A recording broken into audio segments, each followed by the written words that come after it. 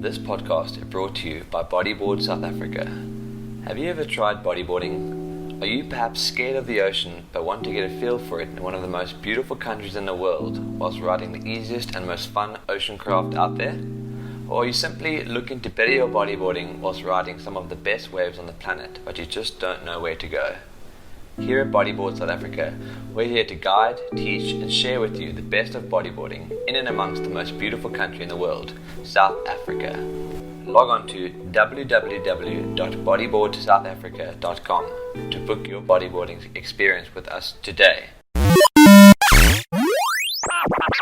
I'm Frothers! I am Frothers!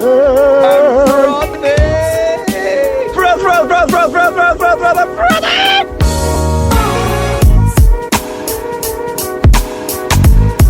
Welcome to Frothers United. My name is Aidan Cleve and you're listening to Frothers United, a podcast where like-minded people talk about following their dreams, living a passionate life and discovering what ultimately makes them froth.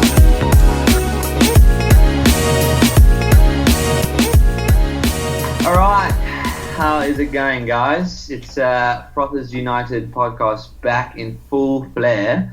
Today I've got two frothers and I have officially gone international as we've got two Aussie frothers sharing their story of an amazing journey they recently embarked on. Welcome to the podcast, boys. Thanks for having us, Aidan. Thanks, Aids, for offering. Super stoked to have you guys on board. Finally getting this technicality of sound and stuff worked out, but I just wanted to get straight into it. So for our listeners, can you give us a quick introduction to yourselves? Tell us where you grew up and how you went from riding waves to now predominantly shooting waves. Spinny, this one's on you, my man. Sweet. So my name's Spencer Frost. I'm 25 years old from a town called Avalon Beach in Sydney, Australia. Basically grown up surfing here my whole life and filming each other surf, and that eventually just turned into being a filmmaker. That's what I'm doing now. Yeah, same as Spenny. I'm 26 years old from Av also. We grew up bodyboarding together, so we did a lot of travelling kind of overseas and down the coast around the south coast of Australia. And then I guess on the travels you just start documenting it a lot on the way, like the beautiful things you see in nature and the waves. And then for Spenny and myself, we kind of started shooting more than we were surfing, and we both just fell in love with that aspect of travel and documenting surf trips and stuff like that. And now here we are. Here you are. And this project you guys just took on. So you recently just took a massive epic surf trip down to the Arctic. Of course, it's one of the most outrageous but also uncommon places to go. Tell us what inspired you guys to tackle this unique kind of project and what it's all about. Yeah, so a couple of years ago I saw these photos popping up from up in the Arctic of people surfing. And I just thought it was like the most appealing but unappealing place of all time. Like pretty much no one would want to go up there on a surf trip. It's like just outrageous. But for some reason, me and Guy we just fed off it. It was like inspired, like snow mountains, like wearing 6mm wetties, freezing cold. Like we were just frothing. We had to get up there. So we've been talking about it for years. We're just probably 2 years. We were chatting. We're like, oh, we should really do a trip. Like it'd be good. Like we've been to Indo, Fiji, like any warm water surf destination. Pretty much we've already done, and we just thought this one was just one we had to tick off the bucket list, and we thought, why not, if we're going up there, we should just make a big project of it. And right, that's what we've done. And the project's called? It's called A Corner of the Earth. That's How'd you get that name? We actually had another name originally. It was called An Unlikely Journey, and then we were just like, I don't know, we're not really feeling it. And then I don't really know where A Corner of the Earth came from. It just kind of popped out, and we were like, yeah, that's it.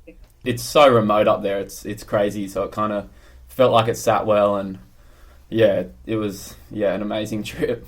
Talking about it being crazy, obviously the weather, logistically the weather's obviously pretty extreme. Like, how did that factor into your day-to-day action?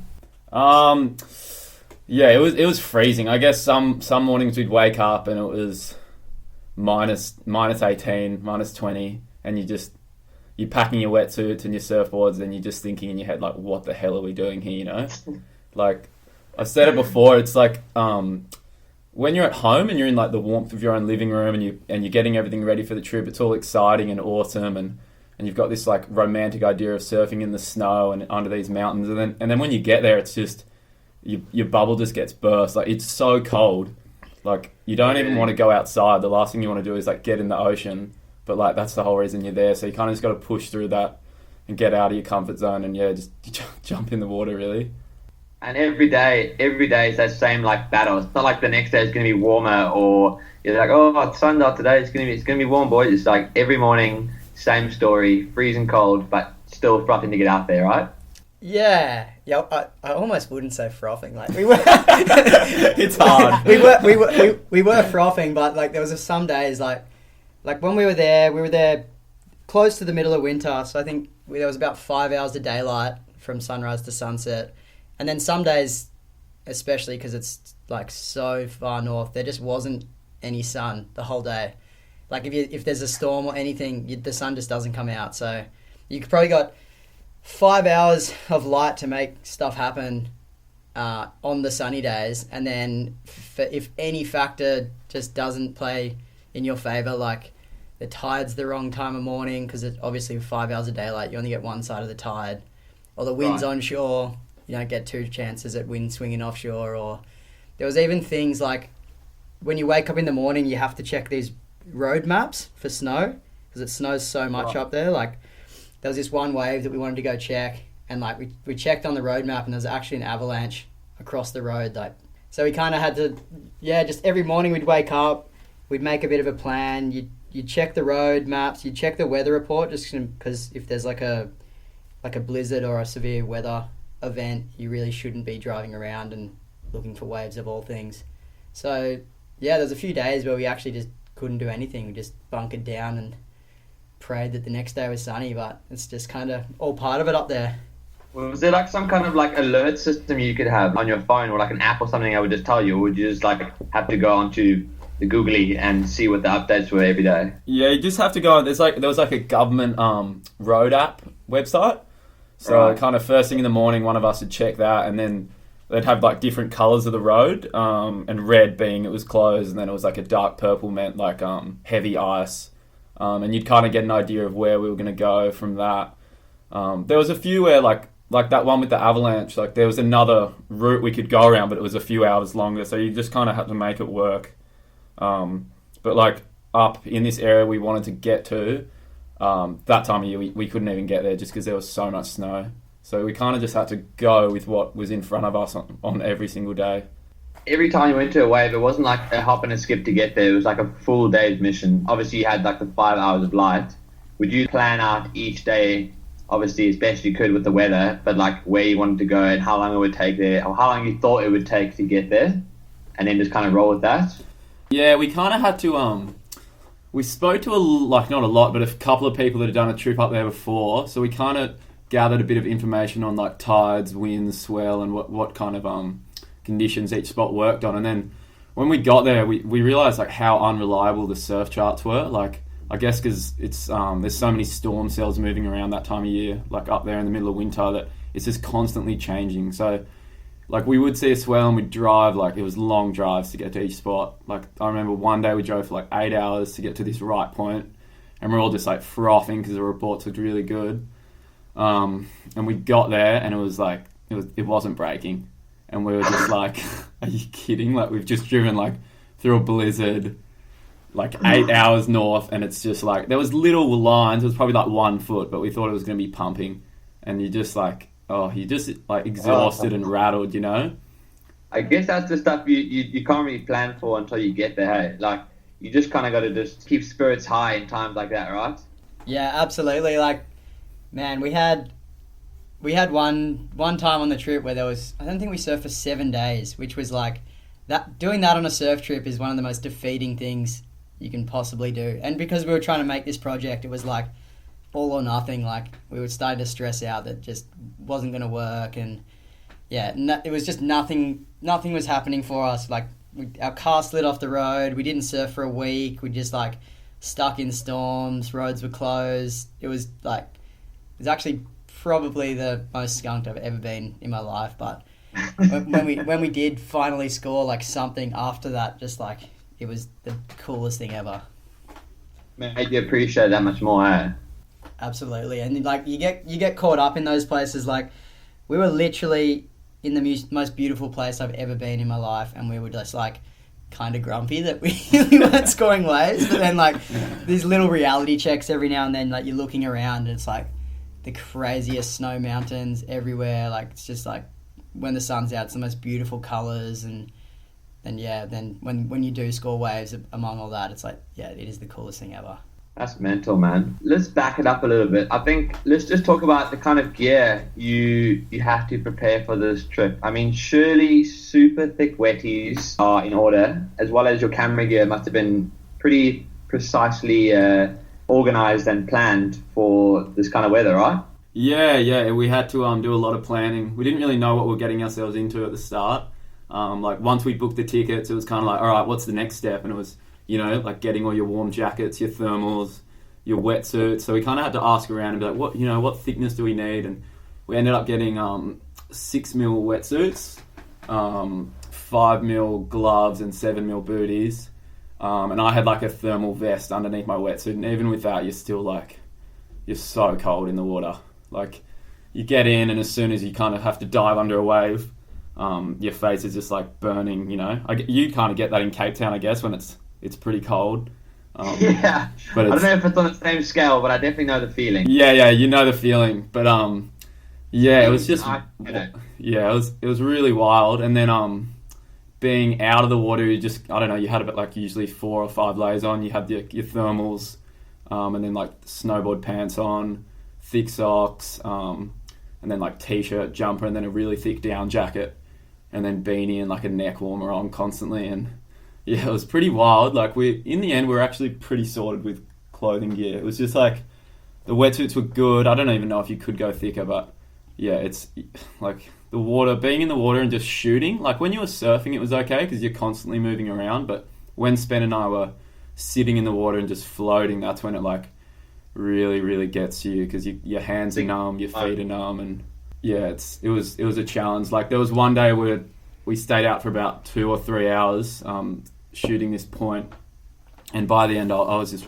like ruined. Like I couldn't even pull the trigger down on my camera to take a photo because my hands were so numb, and I was like pretty much getting hypothermia and had to get myself in. And then Spenny was on the rocks and Fraz was on the rocks trying to help me get back to the car, and I was just shaking and my teeth were shuddering, and I just couldn't get warm, and I felt nauseous actually. It was like the coldest I've ever been.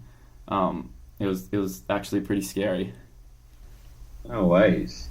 You get back into the van. I mean, you guys cruise in a van or in a car, or what was the car situation? Like surely blankets in there and got the heater on 24/7.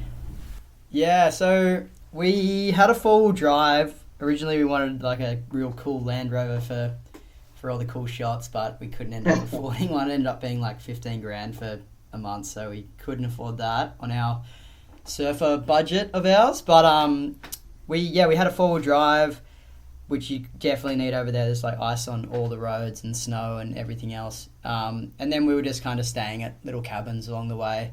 But yeah, we were pretty clueless. Not clueless, but we definitely weren't preparing for the worst. Like we had nothing basically at the start. We like didn't have emergency food. We didn't have emergency blankets. We just kind of go surfing and like be like, oh, it's really cold. And a guy came in crying that one day pretty much because it was so cold. Like I don't think we realized like maybe like another half an hour out there. Like if you're stuck, you like pretty much can die. So it was all fun and games. And then like we had a few pretty gnarly moments. I'm sure we'll touch on at some point in this podcast that really was a bit of a wake-up call for us and made us plan and prepare just that little bit more.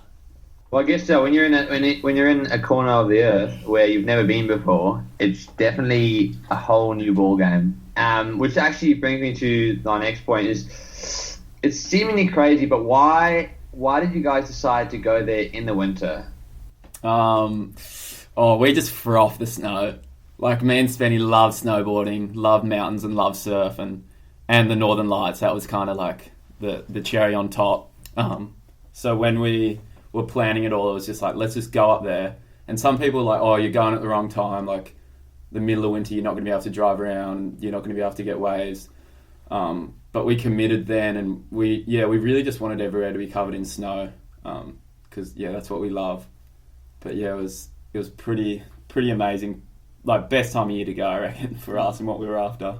Like, even visually, like, for me shooting, I don't know what it was, and I've soon found after showing some people the photos and videos, people like really, really appreciate like a shot of like a surfer running through the snow, because it's just such like a foreign concept for your everyday person. And then it's also like, I found a lot of people that I've shown some of the footage and photos of, people that don't care about surfing at all, are just like, whoa, that's cool. Like, he's paddling past an iceberg, or he's running through the snow, or there's like, he's doing a turn in front of this like 100-meter high snow mountain. Like, it's just, I found it's really visually appealing to the everyday person that doesn't really care about surfing as well as that. So that was kind of one of the reasons why we went. But yeah, what Guy was saying, there was just people just being like, oh, you guys are kooking it. Like, you can't actually go up there in winter. You can't get around. Pretty much like half of the country shuts down in winter. They all move out of the areas further north, and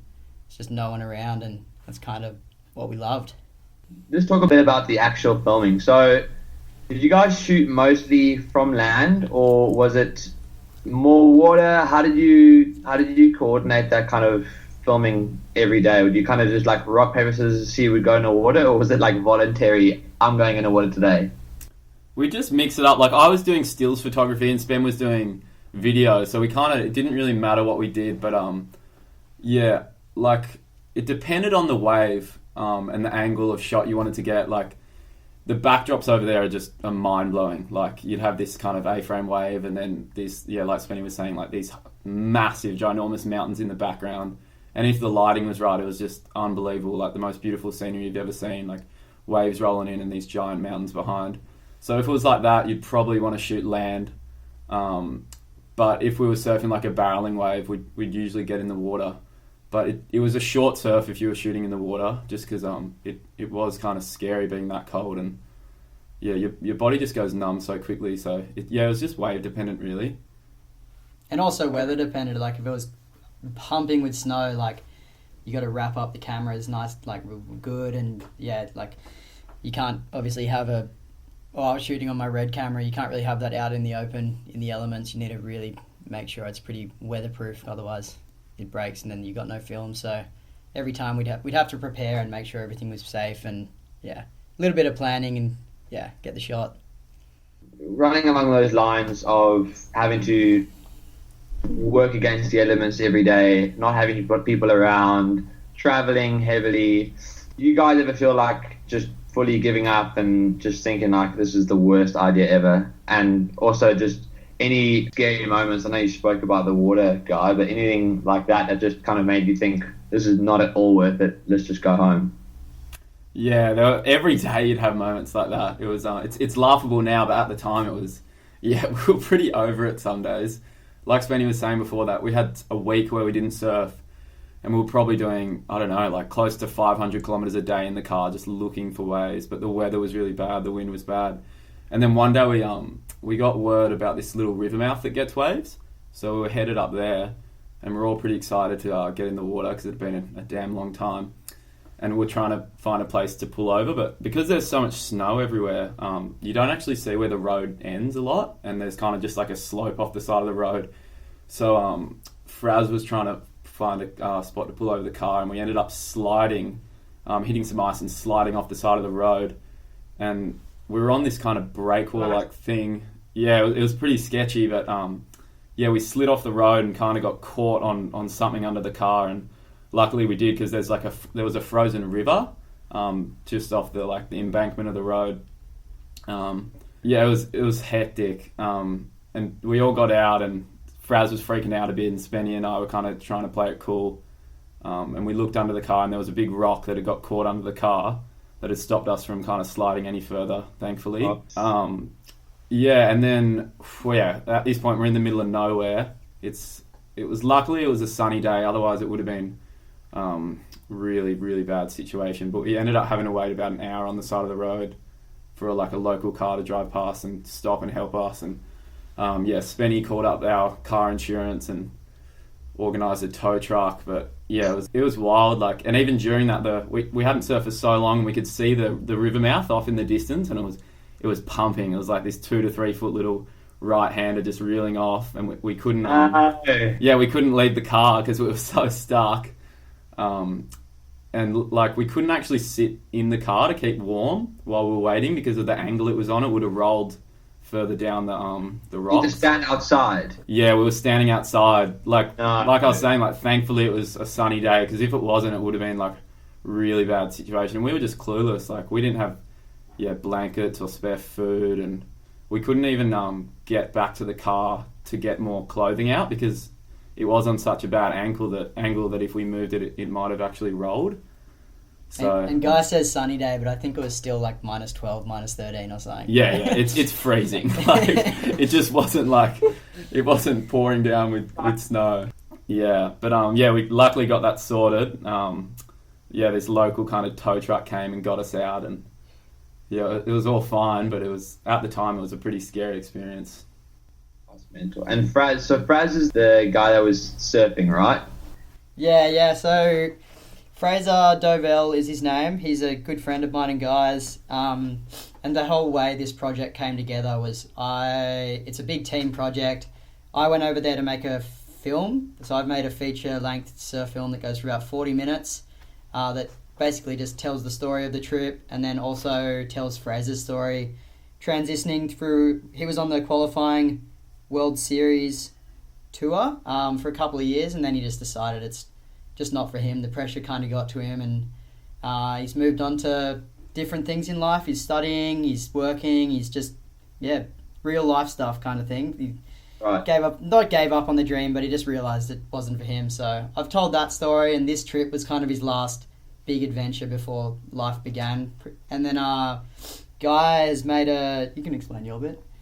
Yeah, I've made a coffee table book just from the trip, just putting all the photos together, and a few stories in there like that one I just told, and a few others, just things that happened along the way. But yeah, we just documented the harsh kind of reality of the surf trip it was, but it was unreal. Like, even Spenny and I were talking about it last night, just saying that was the best trip ever, and we can't wait to do another one.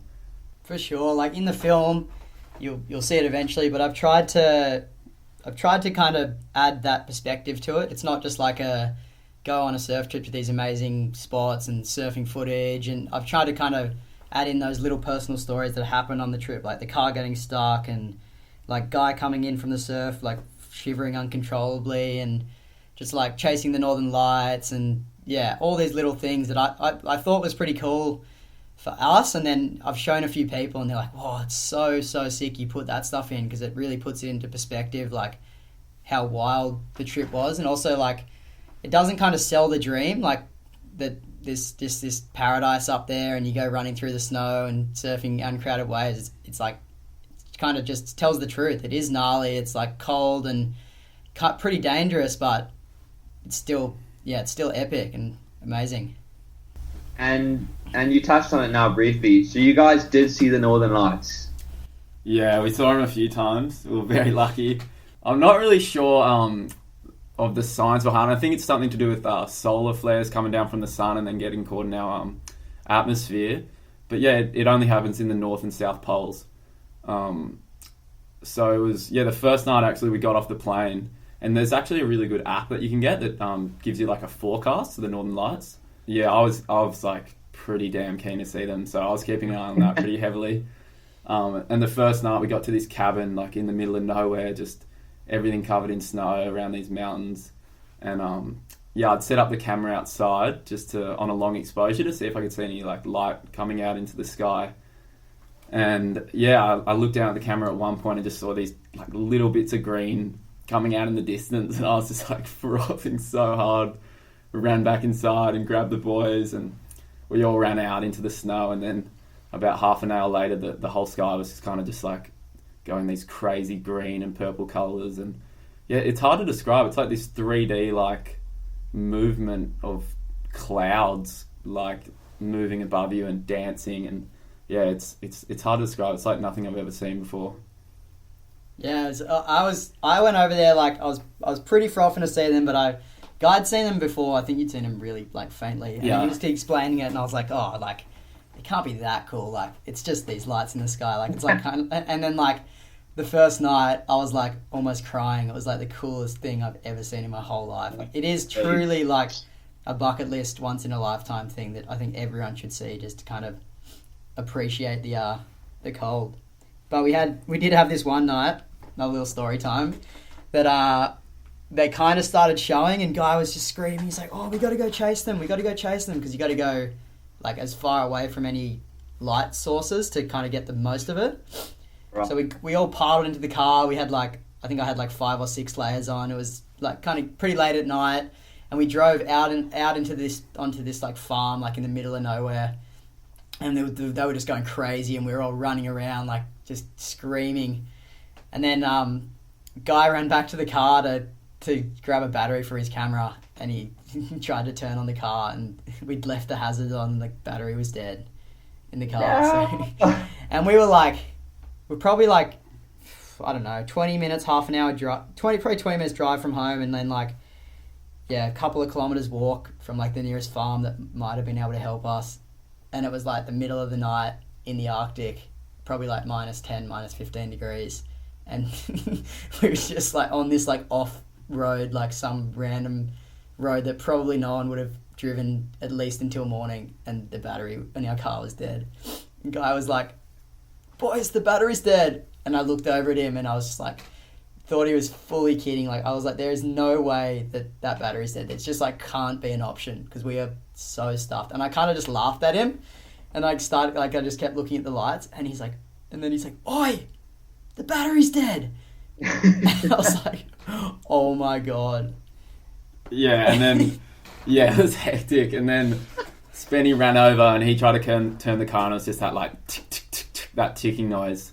No. And we were just looking at each other, and I was freaking out a bit. Spenny was keeping his cool, but me and Fraz were like, holy shit, what are we gonna do? We were in the middle of nowhere. Luckily, we had some phone reception, and Spenny rang the car insurance again. And this guy answered, luckily, because it was really late at night.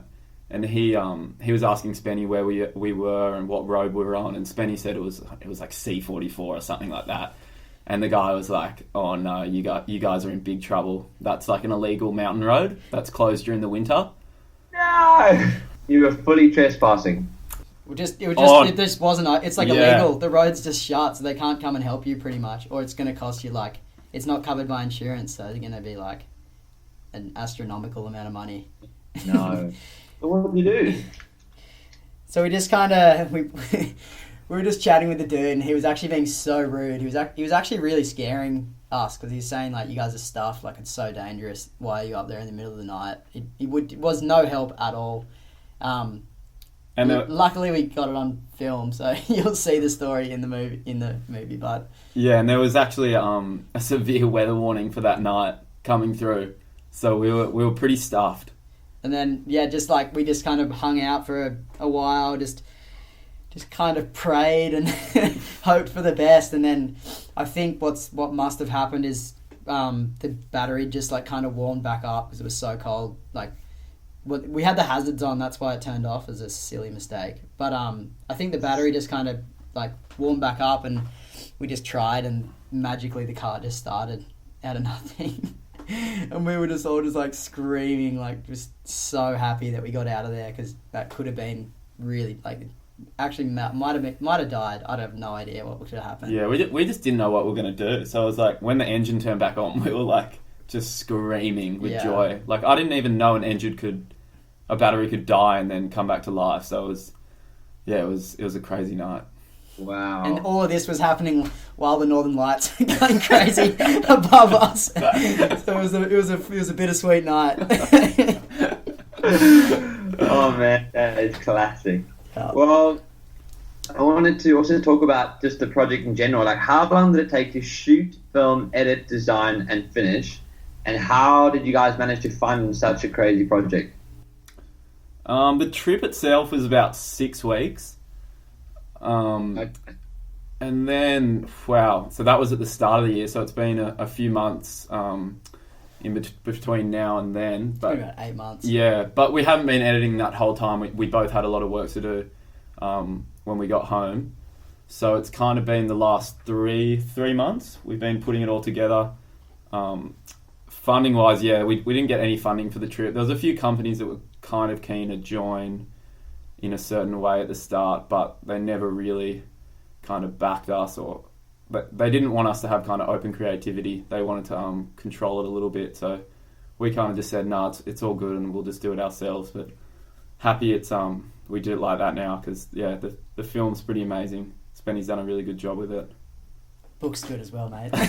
Yeah, but basically we shot it for 2 months or 6 weeks, and then the whole year I promised myself I'd prioritise my like everyday work, which is filmmaking, and for Guy it's photography.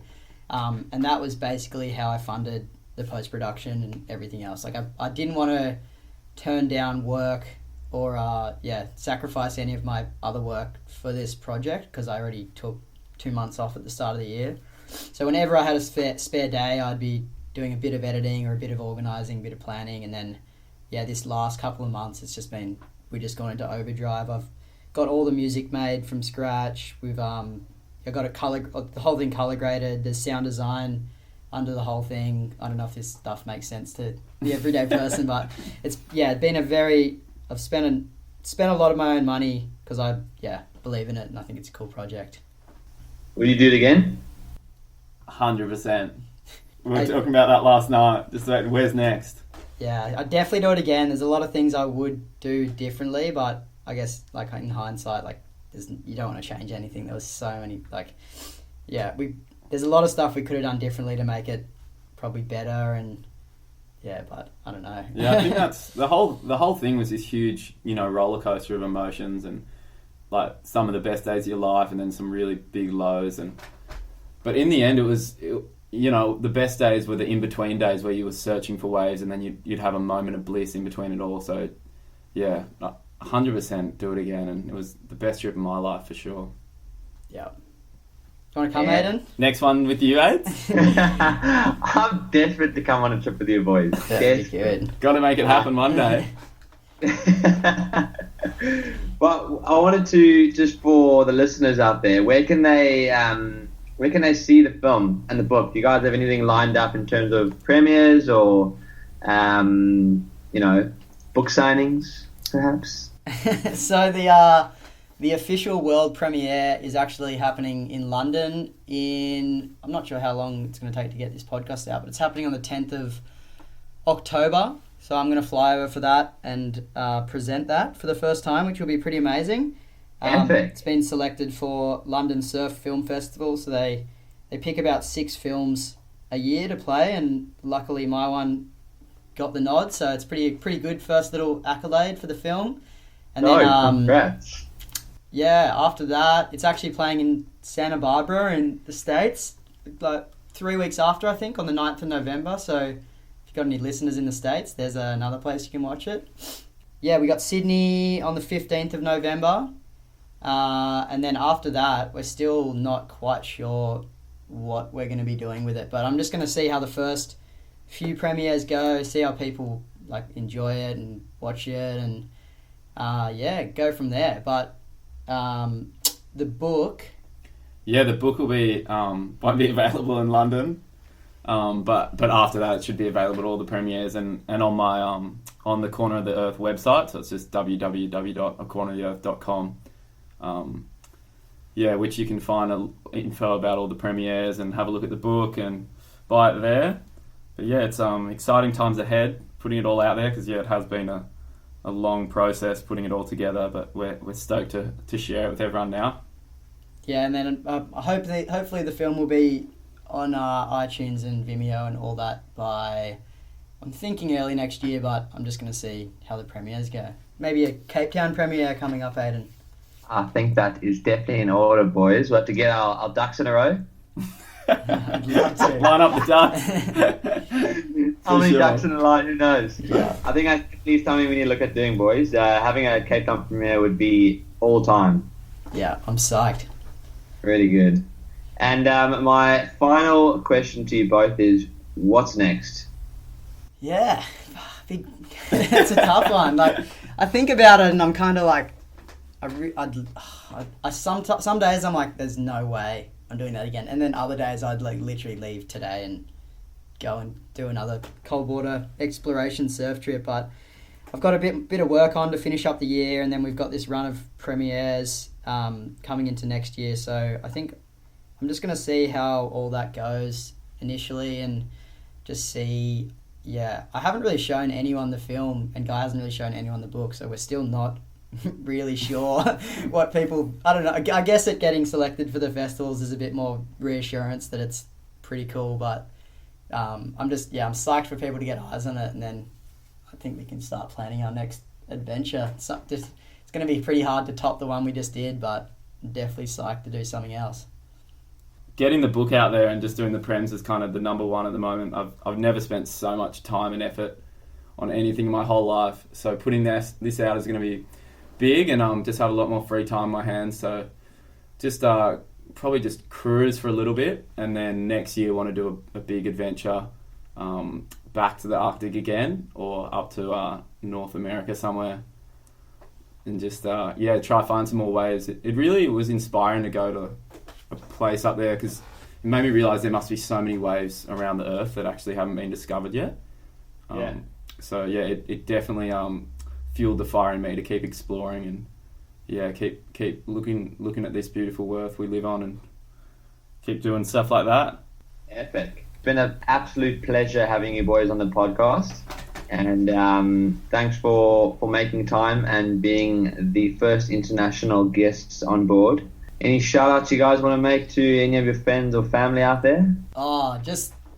Thanks to everyone for frothing on the project. Actually, thanks to the people that weren't frothing on the project. They kind of inspired us more than anyone. Like, there was people that were saying, sounds a little bit negative of me, but there was people saying like it's probably not going to work out and stuff like that. And now we just did it and proved them wrong. But yeah, just everyone that's been just supporting us, and anyone that goes and watches the film or buys the book, it really would mean the world to us. And yeah, we're psyched. Yeah, thanks to everyone that helped us on the trip. We had a lot of people that gave us information on where to go, and like we were saying before, swell, direction and winds and all that stuff, because it's not a place where you can just get on a plane and go and expect to find waves. It's wild, and we wouldn't have been able to do it unless people kind of pointed us in the right direction.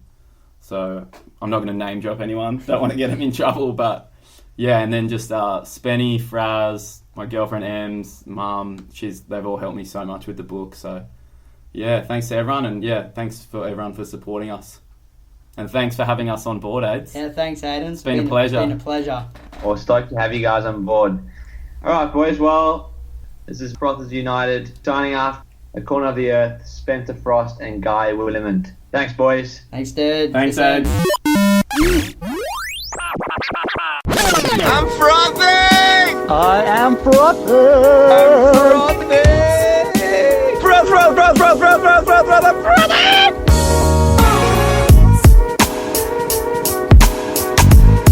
Welcome to Frothers United.